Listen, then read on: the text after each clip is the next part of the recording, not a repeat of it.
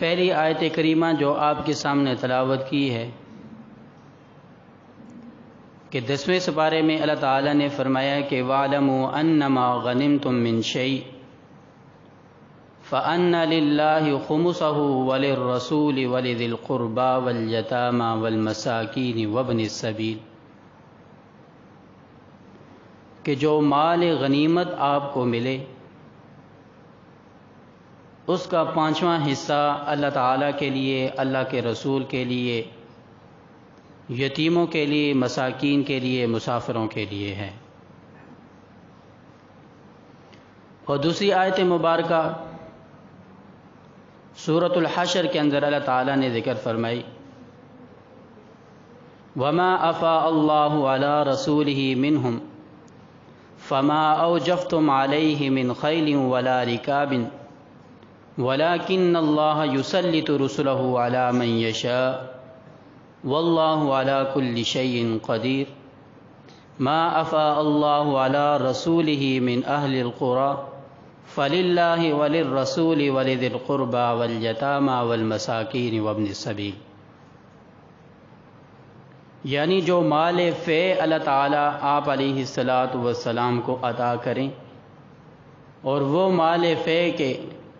جس کو حاصل کرنے میں مسلمانوں نے اپنے گھوڑے نہیں دوڑائے، اس مال فے میں اللہ تعالیٰ، اللہ کے رسول، یتیموں، غریبوں، مساکین اور وابن السبیل مسافروں کا حق ہے۔ اور جو حدیث مبارکہ آپ کے سامنے تلاوت کی ہے، اس حدیث مبارکہ میں آپ علیہ السلام نے فرمایا کہ نحن معاشر الانبیاء لا نرث ولا نورث ما ترکنا صدقہ، ہم انبیاء کی جماعت لا نرث ولا نورث، ہم اپنے مال کا کسی کو وارث نہیں بناتے، کسی کے مال کے ہم وارث نہیں بنتے، بلکہ جو کچھ ہم چھوڑتے ہیں فہو صدقہ، وہ صدقہ ہوتا ہے، وہ وقف ہوتا ہے۔ اور اسی طرح حضرت جویریہ رضی اللہ تعالی عنہ، ان کے بھائی حضرت عمر ابن حارث رضی اللہ تعالی عنہ، وہ فرماتے ہیں کہ ما ترک رسول اللہ صلی اللہ علیہ وسلم عند موته درہما ولا دینارا ولا عبدا ولا امتا ولا شیئا الا بغلة البیضاء وصلاحه وارضا جعلها صدقہ۔ فرماتے ہیں کہ آپ علیہ السلام اپنی وفات کے وقت نہ کوئی درم چھوڑ کر گئے، نہ دینار چھوڑ کر گئے، نہ ہی کوئی غلام اپنے پیچھے وراثت میں چھوڑا، نہ ہی کوئی باندی وراثت میں چھوڑی، بلکہ فرمایا کہ الا بغلۃ البیضاء، آپ کی وراثت ایک سفید خچر تھا، وصلاحہ، اور آپ کا اسلحہ تھا، اور تیسری چیز فرمایا کہ وارضا، اور زمین تھی کہ جعلہا صدقہ، کہ جس کو صدقہ کر دیا، وقف کر دیا گیا۔ اب ان آیات کو اور ان احادیث کو مد نظر رکھ کر ایک مسئلہ کی وضاحت کرنی ہے۔ اصل میں یہ بات یاد رکھیے کہ آپ علیہ السلام نے کوئی بھی جائیداد آپ نے کما کر حاصل نہیں کی ہے، نہ ہی کوئی جائیداد آپ علیہ السلام نے درم اور دنانیر کے ذریعے سے اپنے لیے خریدی ہے، بلکہ جو زمین آپ علیہ السلام کے پاس آئی ہے وہ مال غنیمت کے طور پر آپ علیہ السلام کے پاس آئی ہے، یا مال فے کے اعتبار سے آپ کے پاس آئی ہے۔ یعنی آپ علیہ السلام نے کبھی اپنے لیے زمین جائیداد نہیں خریدی، بلکہ آپ کے پاس جو زمین اور جائیداد آئی ہے وہ مال غنیمت کے طور پر آئی ہے یا مال فے کے اعتبار سے آئی ہے۔ اب یہ مال غنیمت کیا ہوتا ہے؟ اور یہ مال فے کیا ہوتا ہے، ان دونوں آیات میں اللہ تعالیٰ نے ان دونوں مالوں کا ذکر فرمایا ہے۔ اب مال غنیمت کس کو کہتے ہیں اور مال غنیمت کی تقسیم کا طریقہ کار کیا ہے؟ مال غنیمت کہتے ہیں کہ جب مسلمان کفار کے خلاف جہاد کرتے ہیں، باقاعدہ لڑائی ہوتی ہے، لڑائی کے بعد مسلمانوں کو اللہ تعالیٰ فتح نصیب فرماتے ہیں، اس کی وجہ سے کفار جو اپنے علاقوں کو چھوڑ کر بھاگ جاتے ہیں،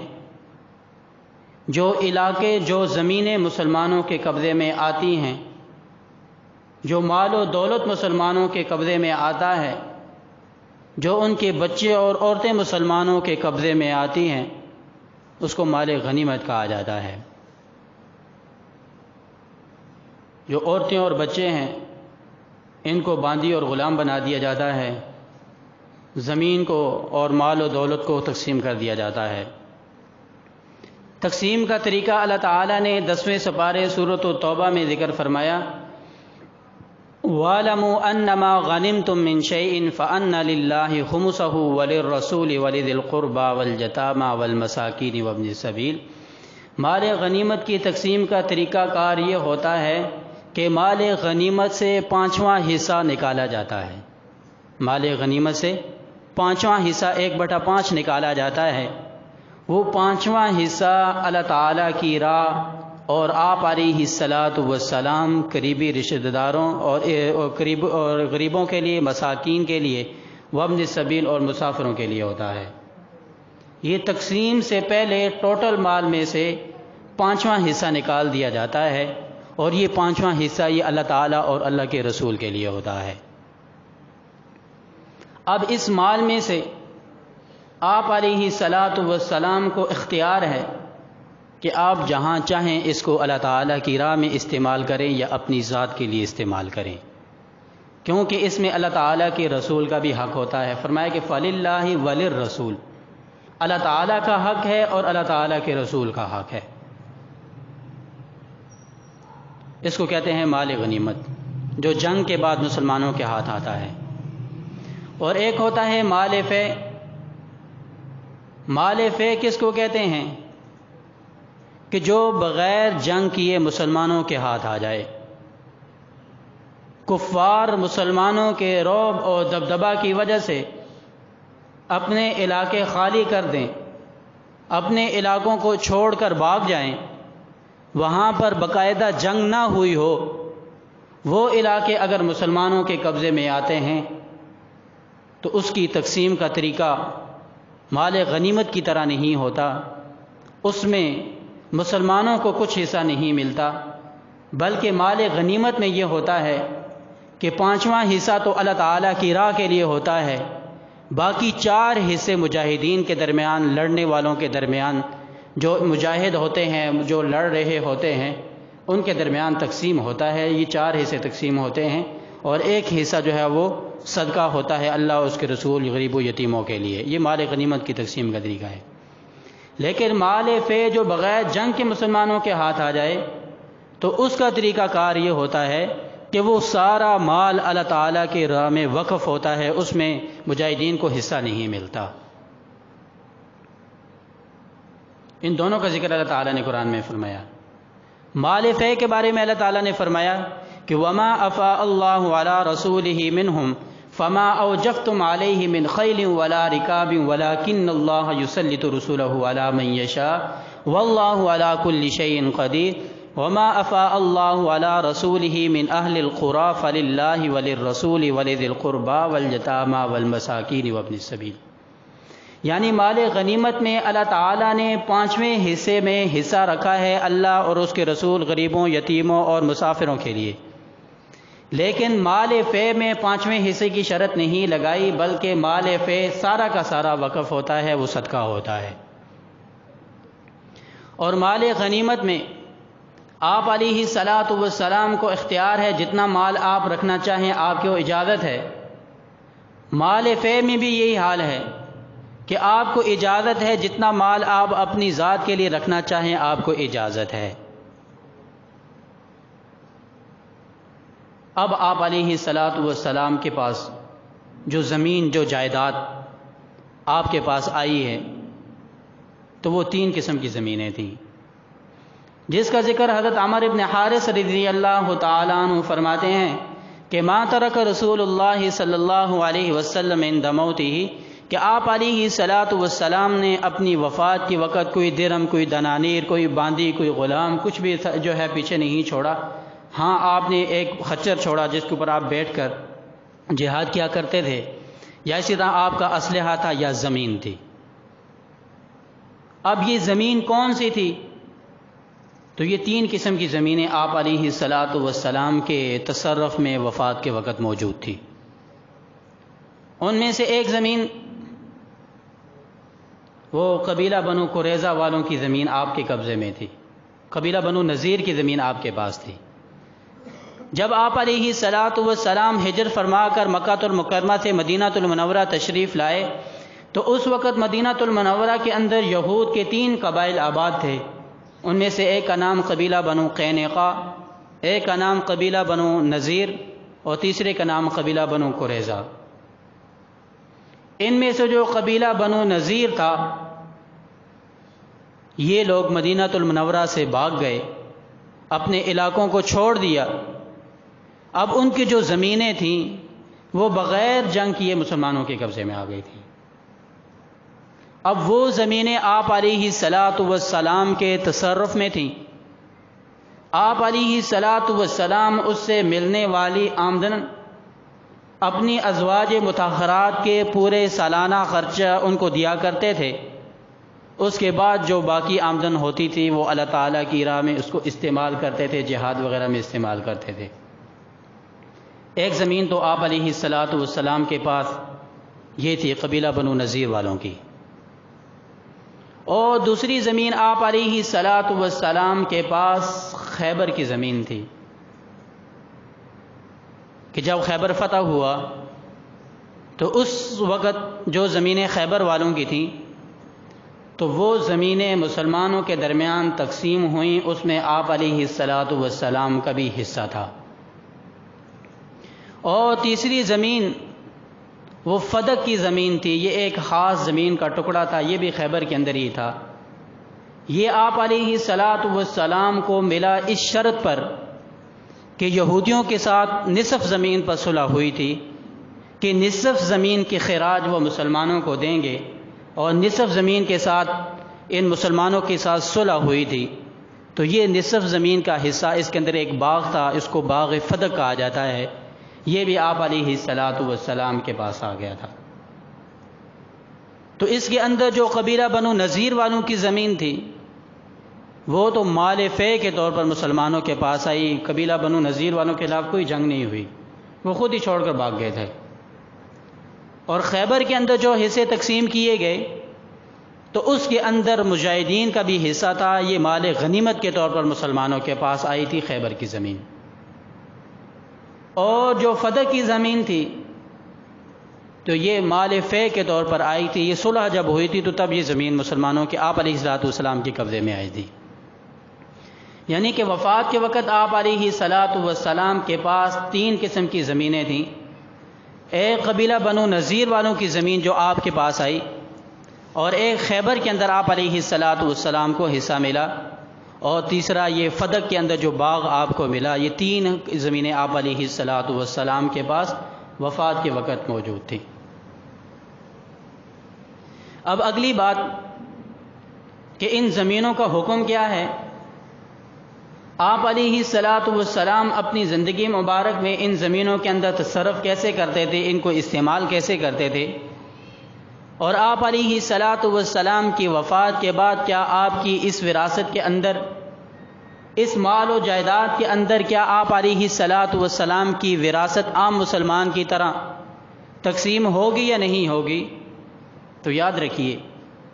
کہ آپ علیہ الصلاۃ والسلام کے زیر تصرف جو زمینیں تھیں ان کے استعمال کا طریقہ آپ علیہ الصلاۃ والسلام کا یہ تھا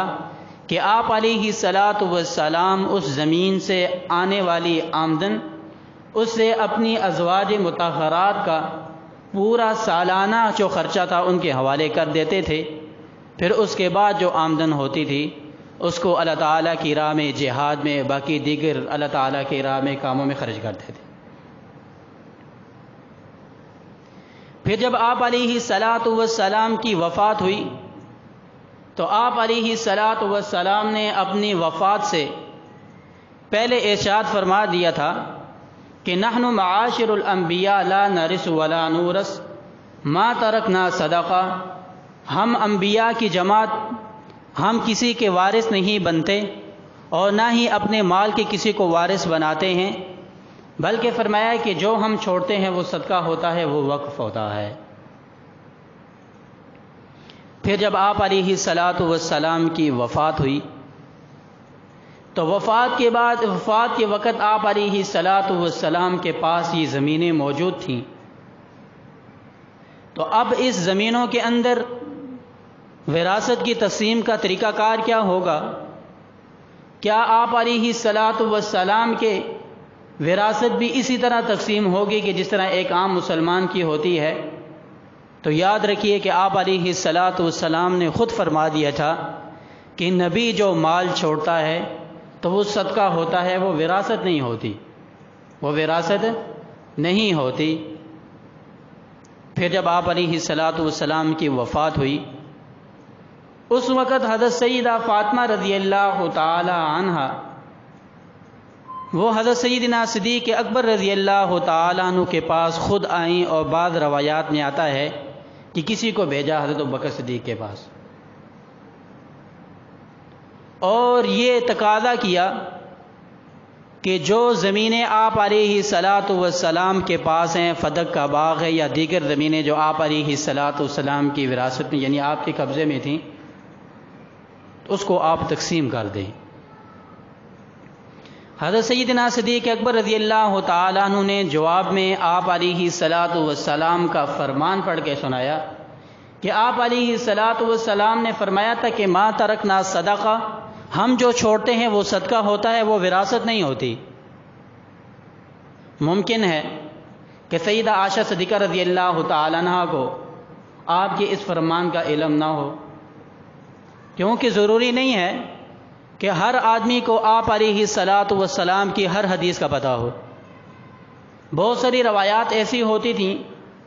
کہ آپ علیہ الصلاۃ والسلام نے وہ حدیث کسی سفر میں ارشاد فرمائی ہوتی تھی، ازواج مطہرات گھر میں ہوتی تھی، ان کو علم نہیں ہوتا تھا۔ جس طرح کہ حضرت سیدہ عائشہ صدیقہ رضی اللہ تعالی عنہ فرماتی ہیں کہ آپ علیہ الصلاۃ والسلام نے کبھی بھی کسی بھی صورت میں کھڑے ہو کر پیشاب نہیں کیا، اور دوسری طرف حضرت مغیرہ بن شعبہ رضی اللہ تعالیٰ عنہ کی روایت ہے کہ آپ علیہ الصلاۃ والسلام ایک دفعہ تشریف لائے اور آپ نے کھڑے ہو کر پیشاب کیا، پھر آپ نے وضو کیا۔ وہاں پر جو آپ علیہ الصلاۃ والسلام نے ایک دفعہ کھڑے ہو کر پیشاب کیا تھا وہ عذر کی وجہ سے تھا، کوئی عذر آپ کو پیش تھا، تو عذر کی وجہ سے کھڑے ہو کر آپ نے صرف ایک دفعہ پیشاب کیا تھا۔ حضرت سیدہ عائشہ صدیقہ رضی اللہ تعالیٰ عنہ فرماتی ہیں کہ جو آدمی یہ کہتا ہے کہ آپ صلی اللہ علیہ وسلم نے کبھی بھی کھڑے ہو کر پیشاب کیا ہے تو وہ جھوٹ بولتا ہے۔ تو حضرت سیدہ عائشہ صدیقہ رضی اللہ تعالیٰ عنہ کی بات کا مقصد یہ تھا کہ انہوں نے آپ علیہ الصلاۃ والسلام کے حالات گھر میں دیکھے تھے کہ آپ علیہ الصلاۃ والسلام کے معمولات گھر میں کیا ہیں، تو گھر میں آپ علیہ الصلاۃ والسلام نے کبھی کھڑے ہو کر پیشاب نہیں کیا۔ سفر کے موقع پر صرف ایک دفعہ، وہ بھی کسی عذر کی وجہ سے، آپ علیہ الصلاۃ والسلام نے کھڑے ہو کر پیشاب کیا ہے، لیکن اس حدیث کا، اس واقعے کا علم حضرت سیدہ عائشہ کو نہیں تھا، کیونکہ انہوں نے گھر کا معاملہ بیان کیا ہے۔ اس لیے بہت ساری روایات ایسی تھیں کہ جن میں بعض دفعہ کسی صحابی کو ایک حدیث کا نہیں پتہ ہوتا، کسی کو دوسری حدیث کا نہیں پتہ ہوتا، کیونکہ ضروری نہیں ہے کہ ہر حدیث ہر صحابی کو پتہ ہو، کیونکہ کوئی بات آپ نے کسی موقع پر ارشاد فرمائی، وہاں پر کوئی اور صحابہ تھے، بعض دفعہ کسی اور موقع پر ارشاد فرمائی، وہاں پر دوسرے صحابہ تھے، تو بعض احادیث کسی صحابی کو نہیں پہنچی، بعض کسی کو نہیں پہنچی، تو یہ صورتحال تھی۔ جس طرح کہ ابھی یہاں پر بات ہو رہی ہے جو لوگ یہاں پر موجود ہیں ان کو پتہ ہے، جو لوگ باہر ہیں ان کو نہیں پتہ۔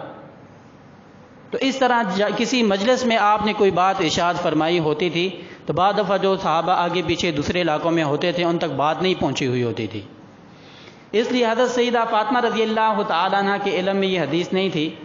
اس لیے انہوں نے آ کر آپ علیہ الصلاۃ حضرت سیدنا صدیق اکبر رضی اللہ تعالیٰ عنہ سے مطالبہ کیا کہ آپ علیہ الصلاۃ والسلام کی وفات ہو چکی ہے، تو لہٰذا آپ علیہ الصلاۃ والسلام کی ملکیت میں جو زمینیں تھیں آپ ان کو جس طرح وراثت تقسیم ہوتی ہے آپ تقسیم کر دیں۔ سیدنا صدیق اکبر رضی اللہ تعالیٰ عنہ کو اس حدیث کا علم تھا، انہوں نے عرض کیا کہ آپ علیہ الصلاۃ والسلام نے فرمایا کہ ہم کسی کے وارث نہیں ہوتے، نہ اپنی زمینوں کا یعنی اپنے مال کا کسی کو وارث بناتے ہیں، بلکہ جو کچھ نبی چھوڑتا ہے وہ صدقہ ہوتا ہے، وہ وقف ہوتا ہے۔ بس بات صرف اتنی تھی۔ حضرت سیدہ فاطمہ نے یہ جب بات سنی وہ اپنے گھر واپس تشریف لے گئی، بات صرف یہاں تک تھی۔ اب اس بات کو لے کر مختلف پروپیگنڈے کیے گئے،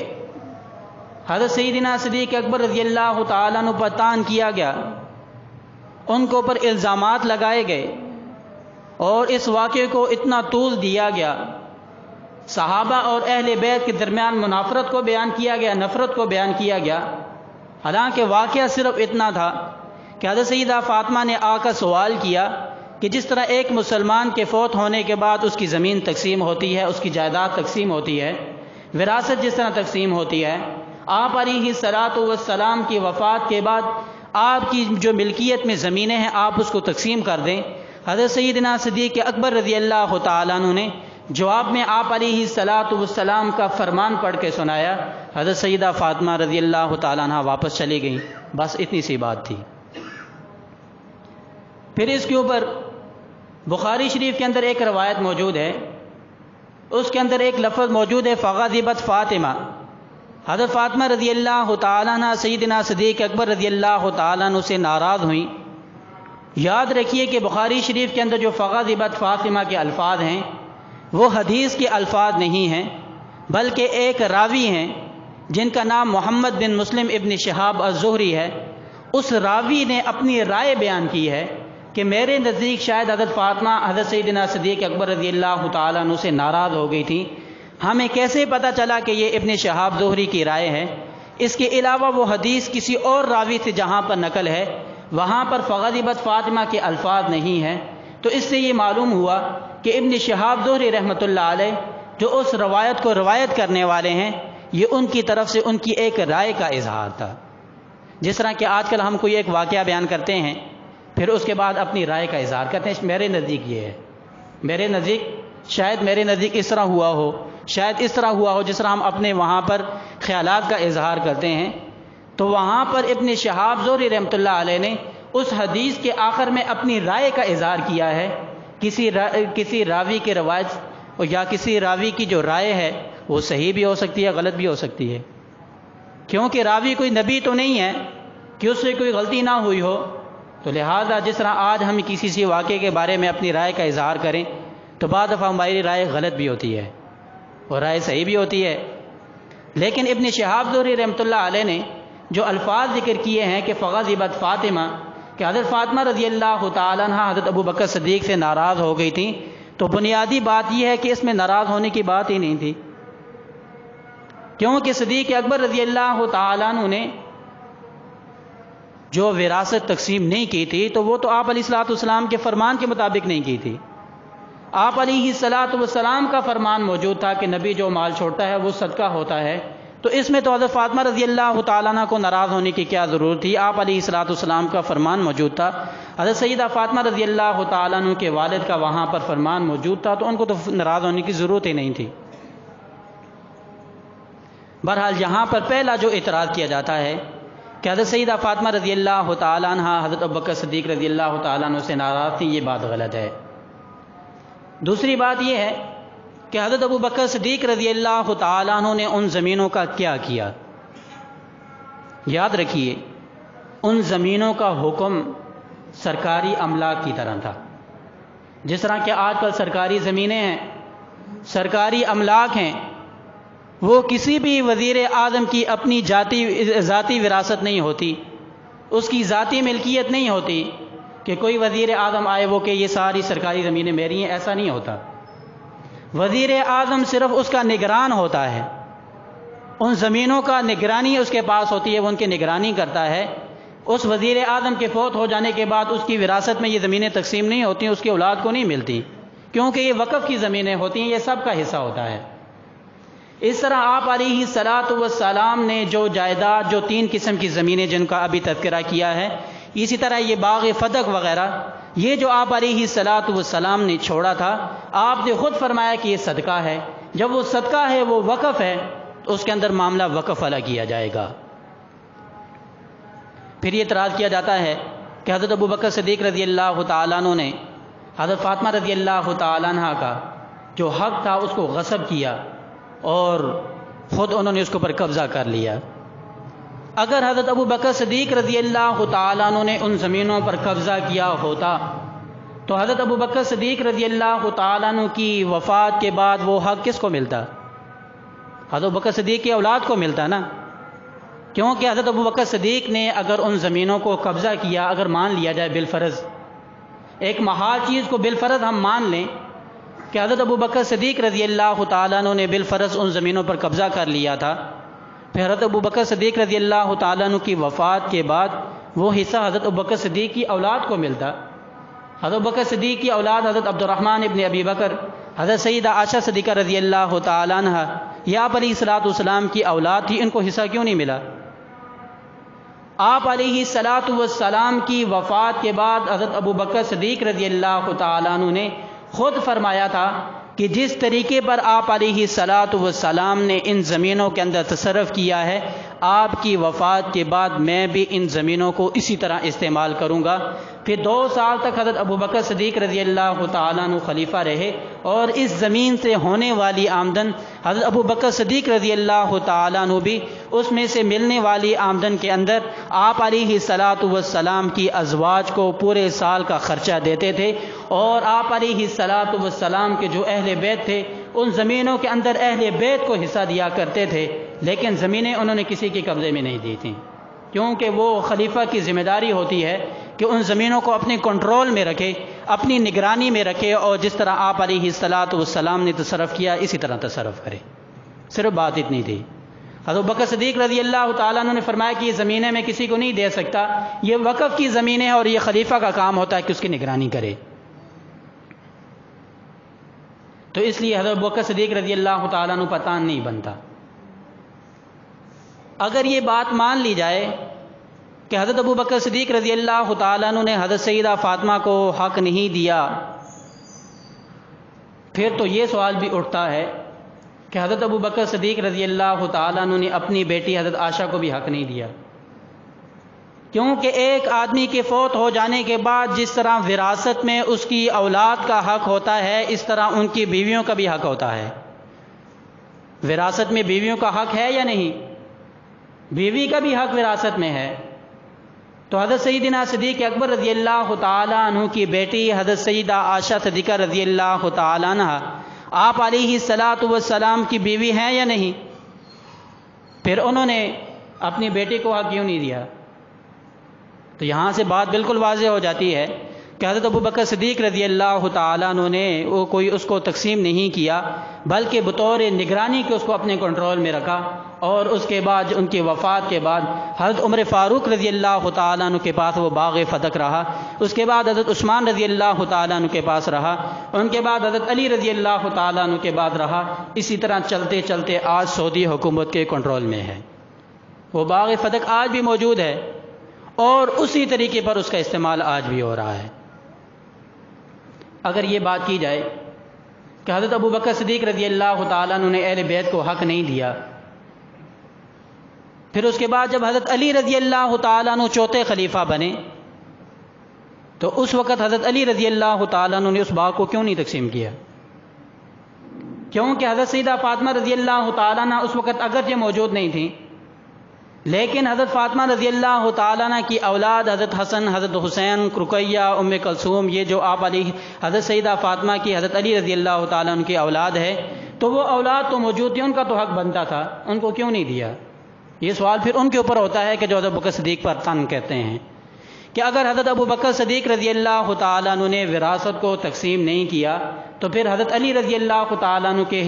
جب وہ خلیفہ بنے ان کے کنٹرول میں وہ باغ فدق آیا تو انہوں نے کیوں نہیں تقسیم کیا؟ پھر آگے سے یہ جواب دیا جاتا ہے کہ حضرت علی رضی اللہ تعالیٰ عنہ نے اس باغ کو اس لیے نہیں تقسیم کیا کیونکہ وہ باغ ایک قسم کا غصب ہو چکا تھا، اس کے اوپر قبضہ ہو چکا تھا، تو اہل بیت وہ قبضہ شدہ چیز کو استعمال نہیں کرتے، اہل بیت قبضہ شدہ چیز کو استعمال نہیں کرتے۔ اگر یہی قانون اپنایا جائے کہ اہل بیت قبضہ شدہ چیز کو استعمال نہیں کرتے تو ہمارے بقول حضرت ابو بکر صدیق رضی اللہ تعالیٰ عنہ نے خلافت پر قبضہ کیا تھا، حضرت عمر رضی اللہ تعالیٰ عنہ نے خلافت پر قبضہ کیا تھا، حضرت عثمان رضی اللہ تعالیٰ عنہ نے خلافت پر قبضہ کیا تھا، تو یہ تو قبضہ شدہ غصب شدہ چیز تھی، پھر حضرت علی رضی اللہ تعالیٰ عنہ پھر خلیفہ کیوں بنے؟ وہ بھی تو قبضہ شدہ غصب شدہ چیز تھی۔ وہاں پر آ کر یہ خاموش ہو جاتے ہیں۔ اس لیے جان بوجھ کر حضرت ابو بکر صدیق رضی اللہ تعالیٰ عنہ کو تان کیا جاتا ہے۔ پھر ایک اور تان یہ کیا جاتا ہے، حضرت سیدہ فاطمہ رضی اللہ تعالیٰ عنہ حضرت ابو بکر صدیق رضی اللہ تعالیٰ عنہ سے ناراض ہو گئی تھی۔ یاد رکھیے کہ یہ بات جھوٹ ہے، وہ ناراض نہیں ہوئی تھی۔ چلو اگر بالفرض مان لیا جائے کہ حضرت سیدہ فاطمہ رضی اللہ تعالیٰ عنہ ابو بکر صدیق رضی اللہ تعالیٰ عنہ سے ناراض ہو گئی تھی، پھر وہ یہ کہتے ہیں کہ وہ ناراض ہو گئی تھی، حضرت سیدہ فاطمہ جس سے ناراض ہوں تو وہ کہتے ہیں کہ وہ پھر خلیفہ کیسے بن سکتا ہے؟ کیونکہ آپ علیہ الصلاۃ والسلام نے فرمایا کہ حضرت سیدہ فاطمہ میرے جگر کا ٹکڑا ہے، جو اس کو تکلیف دیتا ہے وہ مجھے تکلیف دیتا ہے، جو مجھے تکلیف دیتا ہے وہ فاطمہ کو تکلیف دیتا ہے۔ یہ حدیث آپ علیہ الصلاۃ والسلام نے کب ارشاد فرمائی تھی؟ اگر اس کے پس منظر کو دیکھا جائے یہ اعتراض ختم ہو کر رہ جاتا ہے۔ اگر یہ اعتراض کیا جائے کہ حضرت فاطمہ رضی اللہ تعالیٰ عنہ حضرت ابو بکر صدیق رضی اللہ تعالیٰ عنہ سے ناراض تھی، تو جب وہ ناراض تھی، جس آدمی سے حضرت فاطمہ رضی اللہ تعالیٰ عنہ ناراض ہوں وہ کیسے خلیفہ بن سکتا ہے؟ تو یاد رکھیے حضرت سیدہ فاطمہ رضی اللہ تعالیٰ عنہ حضرت علی رضی اللہ تعالیٰ عنہ سے 2 دفعہ ناراض ہوئی ہیں۔ ایک وہ واقعہ کہ آپ علیہ الصلاۃ والسلام بھی ابھی اس دنیا میں موجود تھے، اس وقت حضرت علی رضی اللہ تعالیٰ عنہ نے ارادہ کیا کہ میں ابو جہل کی بیٹی کے ساتھ نکاح کروں، وہ مسلمان ہو گئی تھی۔ حضرت علی رضی اللہ تعالیٰ عنہ نے حضرت سیدہ فاطمہ رضی اللہ تعالیٰ عنہ کے نکاح میں ہوتے ہوئے ابو جہل کی بیٹی جو مسلمان ہو گئی تھی ان کے ساتھ نکاح کرنے کا ارادہ کیا۔ آپ علیہ الصلاۃ والسلام کو جب اس بات کا علم ہوا تو آپ علیہ الصلاۃ والسلام نے ناراضگی کا اظہار فرمایا اور فرمایا کہ حضرت فاطمہ رضی اللہ تعالیٰ عنہ میرے جگر کا ٹکڑا ہیں، جو ان کو ناراض کرتا ہے وہ مجھے ناراض کرتا ہے۔ گویا کہ آپ نے حضرت فاطمہ رضی اللہ تعالیٰ عنہ کے ہوتے ہوئے ابو جہل کی بیٹی کے ساتھ نکاح کرنا چاہا، آپ نے فاطمہ کو ناراض کیا ہے۔ اگر اعتراض حضرت ابو بکر صدیق پر ہے تو یہاں پر تو حضرت علی رضی اللہ تعالیٰ عنہ سے بھی حضرت فاطمہ ناراض ہوئی ہیں، پھر وہ خلیفہ کیسے بن گئے؟ اور دوسری بات، دوسرا واقعہ، حضرت علی رضی اللہ تعالیٰ عنہ کو ابو تراب کا لقب کیوں ملا؟ اس واقعے کے اگر پس منظر کو دیکھا جائے پھر بھی یہ اعتراض ختم ہو جاتا ہے۔ حضرت علی رضی اللہ تعالیٰ عنہ کو ابو تراب کا لقب آپ علیہ الصلاۃ والسلام نے اس وقت دیا تھا کہ آپ علیہ الصلاۃ والسلام اپنی بیٹی حضرت سیدہ فاطمہ رضی اللہ تعالیٰ عنہ کے گھر تشریف لائے اور دیکھا کہ وہاں پر حضرت علی نہیں ہیں۔ حضرت فاطمہ سے پوچھا کہ حضرت علی کہاں ہیں؟ تو حضرت فاطمہ رضی اللہ تعالیٰ عنہ نے عرض کیا، یا رسول اللہ صلی اللہ علیہ وسلم، میرے اور ان کے درمیان کچھ ناراضگی ہو گئی ہے، میاں بیوی ہے، ناراضگی ہو جاتی ہے۔ انہوں نے کہا کہ ہماری کچھ بات پر ناراضگی ہو گئی ہے، وہ جا کر مسجد میں لیٹے ہوئے مسجد میں چلے گئے ہیں۔ آپ علیہ الصلاۃ والسلام مسجد میں تشریف لے گئے، حضرت علی رضی اللہ تعالیٰ عنہ مسجد میں سو رہے تھے، آرام کر رہے تھے، اور ان کے چہرے پر مٹی لگی ہوئی تھی، پکی زمینیں نہیں تھی، کچی زمین ہوتی تھی۔ آپ علیہ الصلاۃ والسلام نے حضرت علی رضی اللہ تعالیٰ عنہ کو اٹھایا، فرمایا کہ قم ابا تراب، اے ابو تراب کھڑے ہو جاؤ، اے مٹی والے کھڑے ہو جاؤ۔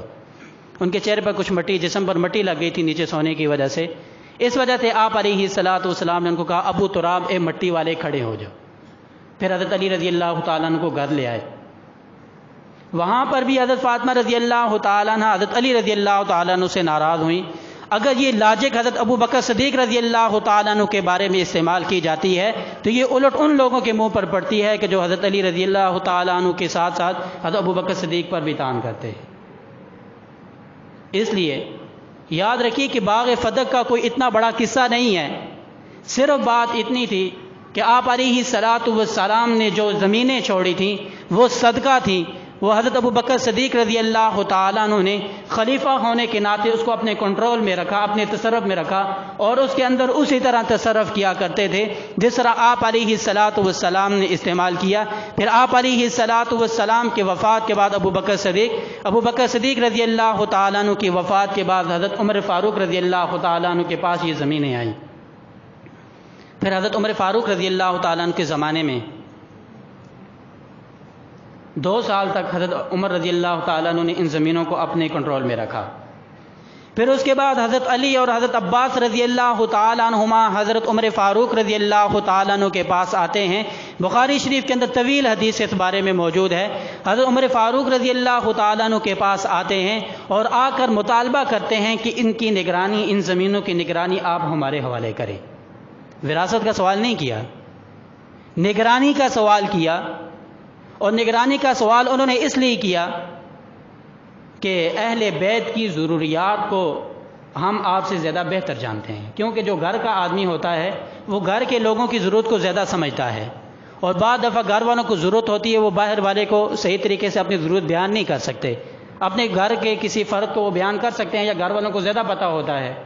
حضرت علی اور حضرت عباس رضی اللہ تعالیٰ عنہما حضرت عمر فاروق رضی اللہ تعالیٰ عنہ کے پاس آئے کہ یہ جو خیبر کی زمین، فدق کی زمین، یہ آپ کے پاس ہیں. بنو نذیر کی زمینیں جو آپ کے پاس ہیں یہ آپ ہمارے نگرانی، ہمارے تولیت، ہمارے سپرد کریں تاکہ ہم اچھے طریقے سے ان کا تصرف اہل بیت میں کریں. حالانکہ حضرت عمر فاروق رضی اللہ تعالیٰ عنہ وہ شخصیت ہیں کہ اس زمین سے ملنے والی آمدن بعض دفعہ اہل بیت پر ایک وقت میں 50 ہزار دینار ان کے حوالے کرتے تھے. 50 ہزار دینار ایک وقت میں اہل بیت پر خرچ کرتے تھے حضرت عمر فاروق رضی اللہ تعالیٰ عنہ. 50 ہزار دینار کتنا بنتا ہے؟ 500 دینار آج کا 1 کروڑ روپے سے زیادہ بنتا ہے. 500 دینار آج کا 1 کروڑ روپے سے زیادہ بنتا ہے. کیونکہ اگر کسی آدمی کے پاس 20 دینار ہوں اس کے اوپر زکوٰۃ یہ ضروری ہوتی ہے. کیا مطلب ہے کہ 20 دینار آج کے 7.5 تولہ سونا کے برابر ہے. 20 دینار آج کے 7.5 تولہ سونا کے برابر ہے. 500 دینار کا اندازہ کیجئے کتنا اس کے پاس یہ کتنا مال بنتا ہے. پھر 50 ہزار دینار حضرت ابو بکر صدیق اور حضرت عمر فاروق رضی اللہ تعالیٰ عنہ اس زمین سے جو آپ علیہ الصلوۃ والسلام کی جو ہے تصرف میں تھی ان سے ملنے والے جو آمدن ہوتی تھی اہل بیت پر خرچ کرتے تھے. اتنی تو اس باغ فدق کی اپنی ملکیت، یعنی اتنی قیمت تو اس اپنے باغ کی نہیں تھی جتنی ان صحابہ اکرام نے، ان خلفائے راشدین نے اہل بیت پر خرچ کی ہے. پھر بھی تان انہیں اہل بیت کو دیا جاتا ہے کہ انہوں نے نعوذ باللہ اہل بیت کے حق پر قبضہ کیا ہے. بہرحال حضرت علی اور حضرت عباس رضی اللہ تعالیٰ عنہ حضرت عمر فاروق رضی اللہ تعالیٰ عنہ کے پاس آتے ہیں. ان زمینوں کی نگرانی آپ ہمارے حوالے کریں. حضرت عمر فاروق رضی اللہ تعالیٰ عنہ نے فرمایا کہ جو صرف مدینہ کی زمین ہے قبیلہ بنو نذیر والوں کی وہ صرف میں تمہارے حوالے کرتا ہوں. باقی جو 2 زمینیں ہیں فدق کی یا خیبر کی ان کو میں اپنے تصرف میں یعنی اپنے کنٹرول میں رکھتا ہوں. اس کے اندر تصرف میں اسی طرح کروں گا جس طرح آپ علیہ الصلوۃ والسلام نے کیا ہے. ہاں یہ جو قبیلہ بنو نذیر والوں کی زمین ہے یہ تمہارے تولیت میں دیتا ہوں، تمہاری نگرانی میں دیتا ہوں، تم ان کی نگرانی کرو. ایک وقت تک حضرت علی اور حضرت عباس اس کے نگران رہے. کچھ عرصے کے بعد حضرت علی اور حضرت عباس کے درمیان اختلاف پیدا ہو جاتا ہے. ظاہر ہے ایک چیز کے 2 نگران ہوں تو اختلاف جو ممکن ہے پیدا ہو جاتا ہے. جب ان کے درمیان اختلاف پیدا ہوا یہ دوبارہ حضرت عمر فاروق رضی اللہ تعالیٰ عنہ کے پاس آتے ہیں اور آ کر یہ کہتے ہیں کہ جو قبیلہ بنو نذیر والوں کی زمینیں ہیں آپ ان کو 2 حصوں میں تقسیم کر دیں. ایک حصے کا کنٹرول حضرت علی کے پاس ان کو دے دیں اور ایک حصے کا حضرت عباس کو دے دیں. حضرت عمر رضی اللہ تعالیٰ عنہ نے اس طرح کر دیا، 2 حصوں میں تقسیم کر دیا. آدھے کا نگران حضرت علی کو بنایا، آدھے کا نگران حضرت عباس کو بنایا۔ کچھ عرصے کے بعد حضرت علی رضی اللہ تعالیٰ عنہ نے حضرت عباس رضی اللہ تعالیٰ عنہ کے مشورے کے ساتھ ساری زمینوں کی نگرانی اپنے ذمہ لے لی۔ اگر یہ وراثت ہوتی، بقول تمہارے، اگر یہ وراثت ہوتی تو حضرت علی رضی اللہ تعالیٰ عنہ نے حضرت عباس کے حصے کی نگرانی اپنے حصے میں کیسے لے لی؟ وراثت تو ہر آدمی کی اپنی ذاتی ملکیت ہوتی ہے، کسی کی ذاتی ملکیت پر قبضہ کرنا تو یہ ممکن ہی نہیں ہے۔ تو حضرت علی رضی اللہ تعالیٰ عنہ نے حضرت عباس رضی اللہ تعالیٰ عنہ کی نگرانی میں جو زمین تھی انہوں نے اپنے کنٹرول میں لے لی تھی۔ تو اس سے انہوں نے خود وضاحت کر دی کہ یہ زمین وراثت نہیں تھی، یہ صرف بطور نگرانی کے ان کے پاس تھی، کیونکہ آپ علیہ الصلاۃ والسلام نے فرمایا کہ نحن معاشر الانبیاء لا نرث ولا نورث ما ترکنا صدقہ، ہم انبیاء کی جماعت ہم کسی کے مال کے وارث نہیں بنتے، ہمارے مال کا آگے کوئی وارث نہیں بنتا، بلکہ ہم انبیاء اکرام جو کچھ چھوڑتے ہیں وہ صدقہ ہوتا ہے، وہ وقف ہوتا ہے۔ اس لیے باغ فتح کی جو زمینیں تھیں نہ تو حضرت ابوبکر صدیق رضی اللہ تعالیٰ عنہ نے ان پر قبضہ کیا، نہ ہی حضرت فاطمہ حضرت ابوبکر صدیق سے ناراض تھیں، نہ حضرت عمر فاروق نے ان پر قبضہ کیا، نہ حضرت عثمان نے ان پر قبضہ کیا، بلکہ باغ فتح آج بھی سعودی حکومت کے کنٹرول میں ہے، کیونکہ وہ وقف تھا، وہ صدقہ تھا جس نہج پر آپ علیہ الصلاۃ والسلام نے ان زمینوں کو رکھا ہے، آج بھی اس طرح موجود ہیں۔ جس طرح کے سرکاری املاک ہوتی ہیں، وزیر اعظم بدلتے رہتے ہیں، نگران بدلتے رہتے ہیں، زمینیں اسی طرح موجود ہوتی ہیں، جو وزیر اعظم آتا ہے وہ نگرانی اپنے کنٹرول میں لیتا ہے۔ اسی طرح اس زمانے میں بھی تھا، آپ علیہ الصلاۃ والسلام کے قبضے میں جتنی زمینیں تھیں، آپ علیہ الصلاۃ والسلام کے بعد خلفائے راشدین نے بطور نگرانی کے اس کو اپنے کنٹرول میں رکھا ہے، اس کے اندر کسی کی وراثت جو ہے وہ جاری نہیں کی۔ باقی انشاءاللہ آئندہ عرض کروں گا۔ وآخر دعوانا الحمدللہ۔